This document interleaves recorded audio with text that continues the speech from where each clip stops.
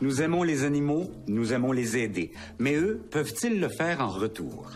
Accompagné de 2 canetons, l'intervenante en zoothérapie Emmanuelle Fournier-Chouinard assiste Marc-Antoine, qui vit avec un trouble du langage, alors qu'il crée une histoire qui sera utilisée lors de ses prochaines séances en orthophonie.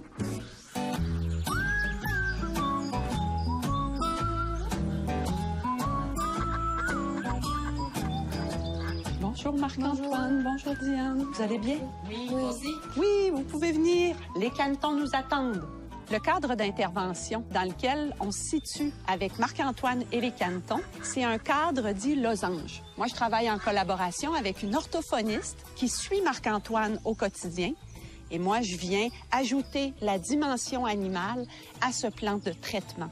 Vérifie si tu as repéré où sont nos canards. Un là, Notre petite Antonine, puis un autre là. Pedro qui se pointe le bout du bec. On part à l'aventure jusqu'au petit ruisseau. Ça va nous permettre de bâtir ensemble une histoire qui va être enregistrée par le cellulaire de Diane et qui fera office ensuite de matériaux de travail pour le suivi en orthophonie de notre jeune Marc-Antoine. On commence notre histoire par « Il était une fois 2 petits canards qui... » Aimait bien voler. Ce qui est intéressant, c'est les possibilités de bénéfices mutuels dans un contexte comme celui-ci, tant pour Marc-Antoine que pour nos petits canetons.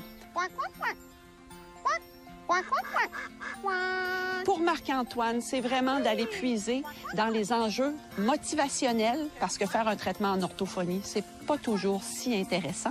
Contrairement à la séance d'orthophonie, on fait plus juste écrire une dictée ou travailler un texte. Non, on bâtit un texte à partir d'une aventure qui est vécue de l'intérieur. Les petits canards étaient... Quelle émotion tu dirais, toi? Fatigué. Mais ils décidèrent subitement de... Courir. Marc-Antoine, il doit s'exercer à une mise en mots, aller vers, par exemple, des adjectifs dans son vocabulaire, essayer de venir enrichir, bonifier. Notre petit Pedro et sa copine Antonine étaient en train de... Boire de l'eau du ruisseau. Elle était comment cette eau? On la qualifierait comment, tu dirais? Fraîche et délicieuse. Une eau fraîche et délicieuse. Quand on est dans les bois, dans les fourrés avec les canetons, puis qu'on débouche enfin au ruisseau, ça devient évident que c'est pas juste il boit de l'eau, c'est que l'eau, elle est fraîche, elle est bonne. Et ça, c'est parce que lui, il l'éprouve de l'intérieur aussi dans l'aventure qui peut le rapporter. Bravo les canetons! On retourne à la maison?